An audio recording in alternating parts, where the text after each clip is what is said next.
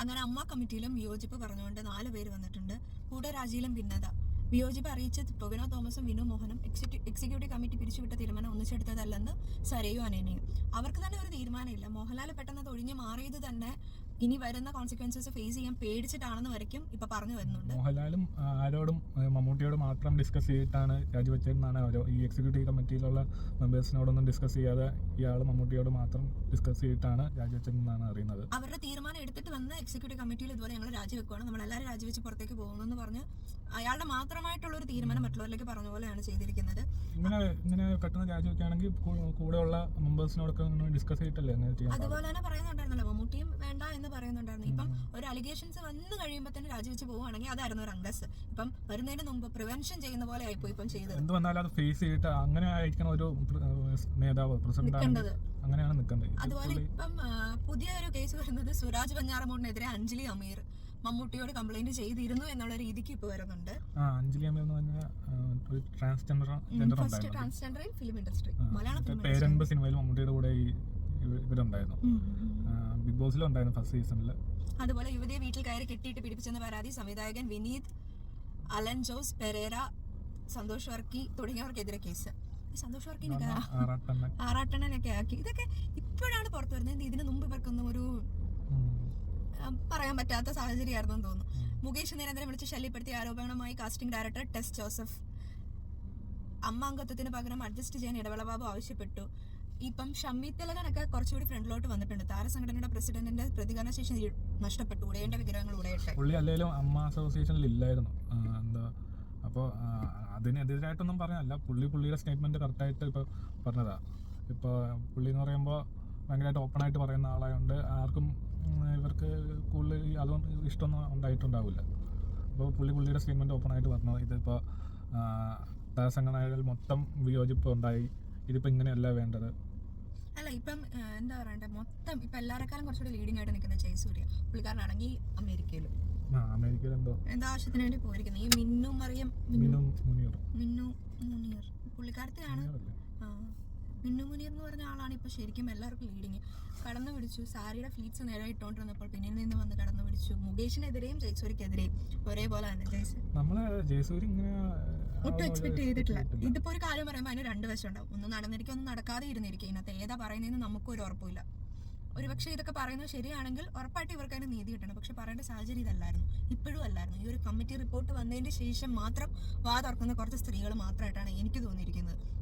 അല്ലെങ്കിൽ ഒരു കാര്യം നടക്കുമ്പോൾ ആ സമയത്ത് തന്നെ പ്രതികരിക്കണം, അല്ലാതെ ഒരു 10 വർഷം 12 വർഷം കഴിഞ്ഞിട്ടല്ല. എസ്പെഷ്യലി മിന്നു മുനീർ എന്താ പറയണ്ടേ, LLB കാരിയാണ്. മീൻസ് പ്രൊഫഷണലി പുള്ളിക്കാരത്തി ഒരു അഡ്വക്കേറ്റ് ആണ്. SDM ലോ കോളേജ് മാംഗ്ലൂരിൽ നിന്ന് എടുത്തിരിക്കുന്ന ബിരുദമാണ് പുള്ളിക്കാരത്തൊക്കെ അതിന്റെ വശങ്ങൾ കൃത്യമായിട്ട് അറിഞ്ഞിരിക്കാം. ആഫ്റ്റർ ഓൾ നമ്മളെപ്പോലുള്ള നോർമൽ ആൾക്കാർക്ക് ഇപ്പൊ ലോസിൽ എന്തൊക്കെ നടക്കുന്നതെന്ന് അറിയാം. എന്തുകൊണ്ട് മിന്നു മുനീർ അപ്പൊ ഒന്നും പ്രതികരിച്ചില്ല? ആ സെറ്റിൽ നിന്ന് ഓടി ഇറങ്ങിപ്പോയി അതേ പുള്ളിക്കാരത്തി. ഇപ്പൊ പിക്മാൻ കഴിഞ്ഞിട്ടല്ലേ ഇതേ ഇങ്ങോട്ട് നോക്കി എന്നുള്ള പടം വന്നിട്ടുണ്ടാവുക. ആ സെറ്റിലും പുള്ളിക്കാരത്തി ഉണ്ട്. ഒരു പ്രാവശ്യം ഒരു അനുഭവം ഉണ്ടായി കഴിഞ്ഞാൽ ഒന്നെങ്കിൽ വേണ്ടെന്നുള്ളതാണ്, വേണ്ടാന്ന് വെച്ച് വീട്ടിൽ പോണേ.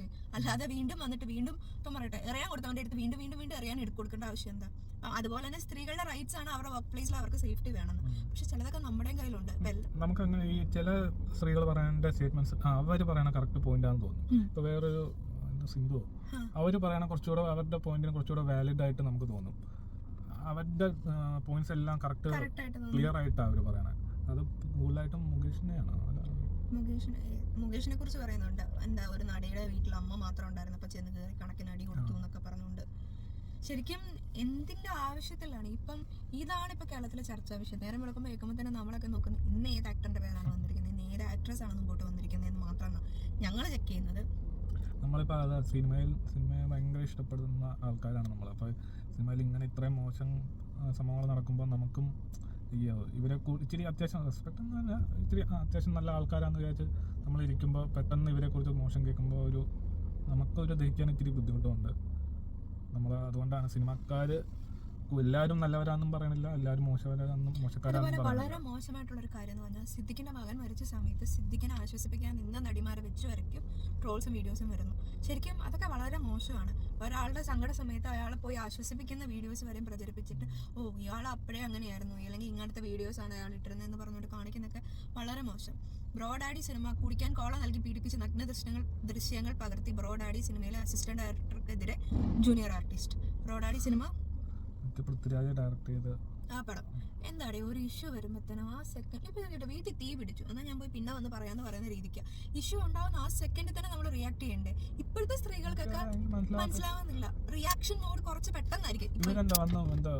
ഇവരെ കൊല്ലുവോ നമ്മളെന്താ കേസ് കൊടുക്കണം, എന്തായാലും അവിടെ പ്രതികരിക്കണം, ആ സമയത്ത് പ്രതികരിക്കണം. അല്ലാണ്ട് ഇപ്പൊ ഇത് ഹേമ കമ്മിറ്റി റിപ്പോർട്ട് വന്നു എന്നാൽ നമുക്ക് പറഞ്ഞേക്കാന്ന് വെക്കാം. അതിനകത്ത് പകുതി പേര് പറയുന്നത് സത്യമാണോ കള്ളമാണോ എന്ന് പോലും നമുക്കറിയില്ല. കാരണം എന്താ പറയണ്ട, ഇപ്പം എനിക്ക് ഒരു സംഭവം സംഭവിച്ചു കഴിഞ്ഞാൽ നമ്മളത് അറ്റ്ലീസ്റ്റ് നമ്മുടെ വീട്ടിൽ വന്ന് പറയുമോ അല്ലെങ്കിൽ ആർക്കെങ്കിലും പറയുകയോ ചെയ്ത് കഴിഞ്ഞാൽ മാത്രമേ അവർക്ക് അറിയത്തുള്ളൂ. അല്ലാത്ത പക്ഷം മറ്റുള്ളവർ എങ്ങനെ അറിയും? ഇത്രയും വലിയൊരു അലിഗേഷൻ, ഇത്രയും വലിയൊരു ആക്ടറിന്റെ നേരെ നമ്മൾ കൈ ചൂണ്ടുമ്പോൾ അത് ശരിയാണോ എന്ന് നമ്മളും കൂടി അന്വേഷിച്ചിട്ടാണ് അയാൾക്കെതിരെ ട്രോൾ.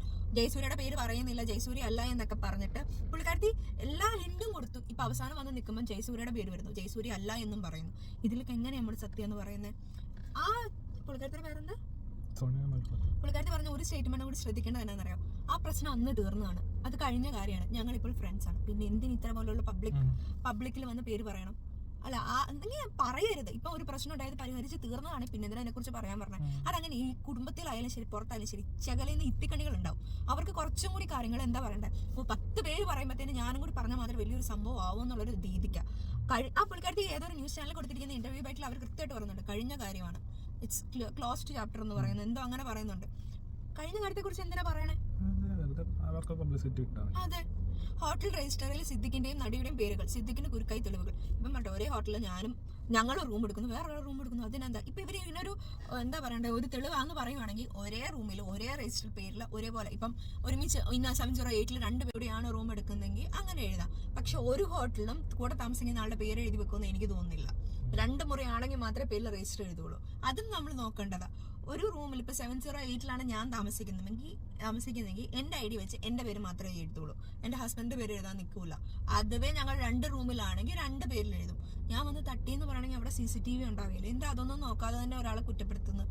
ഉണ്ടെങ്കിൽ അയാൾക്ക് ശിക്ഷ കൊടുക്കണം, ഇല്ലെങ്കിലോ കുറ്റം ഇടാൻ വളരെ എളുപ്പമാണ് ഒരാളുടെ മേത്ത്, ചെയ്തെന്നാണെങ്കിലും ചെയ്യാത്തതാണെങ്കിലും. പക്ഷെ ഇടുന്നതിന് മുമ്പ് ഞങ്ങൾ ആരും ഇവർക്ക് എതിരാന്നല്ല ഒരിക്കലും പറയുന്നത്, പക്ഷെ ഇടുന്നതിന് മുമ്പ് ഒരു സ്ട്രോങ് തെളിവതാ. ഞങ്ങൾ ഫോണിൽ കൂടെ സംസാരിച്ചു, അശ്ലീല ചൊവ്വയോടെ സംസാരിച്ചു എന്ന് പറഞ്ഞു. ഒരു പ്രാവശ്യം അശ്ലീല ചൊവ്വയോടെ സംസാരിച്ചാൽ അടുത്ത പ്രാവശ്യം വിളിക്കുമ്പോൾ ഫോണിൽ കോൾ റെക്കോർഡിംഗ് എന്ന് പറഞ്ഞൊരു സംഭവം ഉണ്ട്. ഇപ്പോഴത്തെ ആൻഡ്രോയിഡ് ഫോണിൽ അങ്ങനത്തെ ഒരു സെറ്റിംഗ്സ് അവൈലബിൾ അല്ലെങ്കിൽ പോലും നമുക്ക് ഡൗൺലോഡ് ചെയ്ത് എടുത്തിട്ട് റെക്കോർഡ് ചെയ്യാം. ഇപ്പൊ തൊട്ടടുത്ത് അച്ഛനും അമ്മ ഉണ്ടെങ്കിൽ അവരുടെ ഫോണിൽ കൂടെ റെക്കോർഡ് ചെയ്യും. എന്തുകൊണ്ട് ചെയ്തില്ല? ഇപ്പൊ ഒരനുഭവം വരുമ്പോഴത്തേനും പലർക്കും അങ്ങനെ ഞാനും കേട്ടിട്ടുണ്ട്, ആ റെക്കോർഡ് ചെയ്യായിരുന്നു, അതൊരു തെളിവല്ലായിരുന്നോ? 10 വർഷം കഴിഞ്ഞാലും 20 വർഷം കഴിഞ്ഞാലും സൗണ്ട് ഡീകോഡ് ചെയ്താന്നാരും പറയാൻ വരികയല്ലോ. എന്തുകൊണ്ട് അതൊന്നും ചെയ്തില്ല? പെട്ടെന്ന് കയറി ഒരു സുപ്രഭാതത്തിൽ എന്നെ മോശമായി വിളിച്ചു സംസാരിച്ചു. മമ്മൂക്ക പറയുന്ന ഡ്രസ് ഇടണം, മമ്മൂക്ക നമ്മൾ ഉദ്ദേശിക്കുന്ന ആളല്ല. മമ്മൂട്ടി എന്റെ ജീവിതം നശിപ്പിച്ചു, കിടന്നു കൊടുത്താലേ അവസരം കിട്ടുള്ളൂ. ഈ പുള്ളിക്കാരത്തി പഴയ സിനിമയില് മമ്മൂട്ടിയുടെ സിനിമയിലെ നായികയാണ്, കൗരവർ സിനിമയിലൊക്കെ ഉള്ള ഒരു പുള്ളിക്കാരിയാണ്. ആ കാലഘട്ടത്തിൽ ശരി സമ്മതിക്കാം, പറയാൻ പറ്റില്ല, ഇറങ്ങാൻ പറ്റില്ല. ഒരു 6-7 വർഷം മുമ്പുള്ളതാണ് ഈ WCCയുടെ ഈ റീമക്ക്, അല്ലെങ്കിലും ആ ടീമൊക്കെ ആയിട്ട് ഉണ്ടായിരുന്നിട്ട് രേവതി, പാർവതി തിരുവോത്ത്. നാട്ടില് എത്ര നമ്മൾ ശ്രമിച്ചെന്ന് പറഞ്ഞാലും ആണുങ്ങളുടെ ഒപ്പത്തോട്ട് ഒരു പെണ്ണിന് ഈക്വൽ ആയിട്ട് എത്താൻ പറ്റുമെന്ന് എനിക്ക് അറിയത്തില്ല. നമ്മൾ എത്ര ശ്രമിച്ചെന്ന് പറഞ്ഞാലും ചില സ്ഥലത്ത് നമ്മൾ അറിയാതെ തന്നെ നമ്മളെ ഡിഗ്രേഡ് ചെയ്യുന്നവരാണ് അധികമായിട്ടുള്ളത്. എങ്ങനെ ശ്രമിച്ചാലും അവരുടെ ഒപ്പം എത്താൻ പറ്റണില്ല. നമ്മളാണെന്ന് നമുക്ക് സ്വയം വിശ്വസിക്കാന്നേ ഉള്ളൂ. ഇപ്പം ഫെമിനിസ്റ്റുകൾ ഉണ്ടെന്ന് പറയുന്നു, ഇല്ലെങ്കിൽ ഒരു അവള് ഫെമിനിസ്റ്റ് ആണെന്ന് പറയുന്നതിനകത്തും കുറച്ചൊക്കെ നമ്മുടെ ഭാഗത്ത് തെറ്റുണ്ടെങ്കിൽ അത് തിരുത്തുന്നതിനകത്തും നമ്മളൊരു സ്ത്രീ എന്ന നിലയ്ക്ക് നിൽക്കുകയും കൂടി ചെയ്യണം. ഇത് വെറുതെ കയറി ഒരാളുടെ മേൽ കംപ്ലൈന്റ് കൊടുക്കുമ്പം എങ്ങനെയാണെന്ന് അറിയത്തില്ല. സിനിമയിൽ ദുരനുഭവം ഉണ്ടായതായി ശോഭന, ഷാൾ നിർബന്ധപൂർവ്വം എടുത്തു മാറ്റി. അതിപ്പം ആരാന്നെപ്പോഴും എന്തായാലും എല്ലാവർക്കും മനസ്സിലായിട്ടുണ്ടാവും. ശോഭനയുടെ ജീവിതം നശിപ്പിക്കാൻ പണ്ടോട്ടെ ഗോസിപ്പുള്ളതാണ്. ഇപ്പൊ അങ്ങനെയാണ് എല്ലാം പറഞ്ഞു വരുമ്പോ എല്ലാം പറയണം. തൊടുപുഴയിൽ സെറ്റിൽ വെച്ച് ലൈംഗിക അതിക്രമം നടത്തി ജയസൂര്യക്കെതിരെ വീണ്ടും കേസ് നടപടി. തിരുവനന്തപുരം സ്വദേശിനിയുടെ പരാതി. എന്ത് ഈ സ്വദേശിനിക്ക് പേരില്ലേ? ഇല്ല, ഒരാളുടെ പേരിൽ കംപ്ലൈന്റ് കൊടുക്കുമ്പോഴത്തേനും അയാൾക്ക് പേരിട്ടും കൂടി വേണം ചെയ്യാൻ. വെറുതെ കയറി ഒരാളുടെ പേരത്ത് അലിഗേഷൻസ് ഇടാതിരിക്കുക. ഇപ്പൊ ഇതെല്ലാം ശരിയാണെങ്കിൽ അവർക്ക് കൂടെ ഫുൾ സപ്പോർട്ടായിട്ട് നിൽക്കുന്ന രീതിക്ക് എന്തെങ്കിലും ഒരു തെളിവ് വേണ്ടേ? ശരി, ആ സമയത്ത് ഞങ്ങൾക്ക് തെളിവുണ്ടാക്കാൻ പറ്റുമോടി എന്ന് ചോദിച്ചാൽ ശരിയാണ്, സമയത്ത് തെളിവുണ്ടാക്കാൻ പറ്റില്ല. തെളിവില്ലെങ്കിൽ മറ്റുള്ളവരുടെ മേത്ത് എങ്ങനെ നമ്മൾ അലിഗേഷൻസ് ഇടുക? ഇപ്പം ഒരാളുടെ മേത്ത് ഒരു പഴി പറയുകയാണെങ്കിൽ കൂടെ നിൽക്കാൻ ആരെങ്കിലും വേണ്ടേ? ഇല്ലെങ്കിൽ ഈ മീഡിയാസ് ഫുൾ സപ്പോർട്ട് ചെയ്യും, ഒരു സ്ത്രീ എന്ന നിലയ്ക്ക് സപ്പോർട്ട് ചെയ്യുന്നുള്ള ധൈര്യമോ? എനിക്ക് അറിഞ്ഞുകൂടാ. കുറച്ചുകൂടി ബ്രോഡായിട്ട് ചിന്തിച്ചാലേ ഇതിനെക്കുറിച്ച് മനസ്സിലാവത്തുള്ളൂ. ഇപ്പൊ ഓരോ ദിവസം ചെല്ലുന്തോറും ഹേമ കമ്മിറ്റി റിപ്പോർട്ട് ഒരു 19 പേജ് ഉണ്ടോ, അതിൽ കൂടുതൽ. ആ പേജസ് പോലും കൃത്യമായിട്ട് കിട്ടാതെ, അത് വായിക്കാതെ വെറുതെ കയറി അങ്ങനെയാണ് ഇങ്ങനെയാണെന്നൊക്കെ പറഞ്ഞ് തുടങ്ങുന്നത്. നിങ്ങൾ ഇത് മനസ്സിലാക്കണം. മീഡിയാസിന് അവരുടെ TRP കൂട്ടാൻ അവർ കൂടുതൽ ഇങ്ങനെ അവരുടെ ഇപ്പോൾ ടോപ്പിക് ഇങ്ങനെയാണ്, ഇതാണ് ഹേമ കമ്മിറ്റി. അപ്പം മീഡിയക്കാർക്ക് TRP കൂട്ടാൻ അവരുടെ ഇത് ഇൻക്രീസ് ചെയ്യണം. അപ്പോൾ നിങ്ങൾ അതിൽ മനസ്സിലാക്കണം എങ്ങനെയാ ഇത് സത്യം ഏതാണെന്ന് നമുക്കും അറിയില്ല. ഇപ്പം ഇത് തെളിവാണ്, ഇത് ഏറ്റവും നമുക്ക് ആവശ്യം തെളിവാണ്. ഇതിൽ തെളിവ് ശരിക്കും ഉണ്ടെങ്കിൽ ആണ് എല്ലാവരും പറയാൻ പറ്റുക. ശരിക്കും നമ്മൾ വേണം അത് ചിന്തിച്ചിട്ട് ഓരോരുത്തരെ കളിയാക്കാനും ഇറങ്ങാനും. അലിഗേഷൻസ് എല്ലാവരുടെയും മേത്ത് നമുക്കിടാം. ശരിയാണെങ്കിൽ കുറ്റം ചെയ്തവർക്കെതിരെ നമുക്ക് പ്രതികരിക്കാം. പക്ഷെ തെറ്റാണെങ്കിൽ, ഒരു കാര്യത്തിന് 2 വശമുള്ളതുപോലെ ഒരുപക്ഷെ അവർ നിരപരാധികളാണെങ്കിൽ നമ്മൾ ചെയ്യുന്നതായിരിക്കും ഏറ്റവും വലിയ തെറ്റ്. കാരണം 10-20 വർഷങ്ങൾക്ക് മുമ്പ് നടന്നത് ഇല്ല, ഞങ്ങൾ തമ്മിലുള്ള എല്ലാ പ്രശ്നങ്ങളും സോൾവ് ആയി, ഞങ്ങൾ ആ ചാപ്റ്റർ ക്ലോസ് ചെയ്താന്ന് പറയുന്ന വ്യക്തികൾ തന്നെ എന്തിന് ഇത്രയും വർഷത്തിന് ശേഷം കഴിഞ്ഞൊരു കാര്യം പുറത്തേക്ക് ഇടണം? അത് ആദ്യം പറയുന്ന ഒരു വ്യക്തിയാണെന്ന് പിന്നീട് പറയുന്ന വേറൊരു വ്യക്തിയാണ്. ഈ പറയുന്ന വ്യക്തികൾ ഇന്ന് സമൂഹത്തിൽ നല്ല രീതിക്ക് ജീവിക്കുന്നവരോ അല്ലെങ്കിൽ ഭാര്യയും കുട്ടികളുമായിട്ട് കുടുംബത്തോടെ ജീവിക്കുന്നവരായിരിക്കും.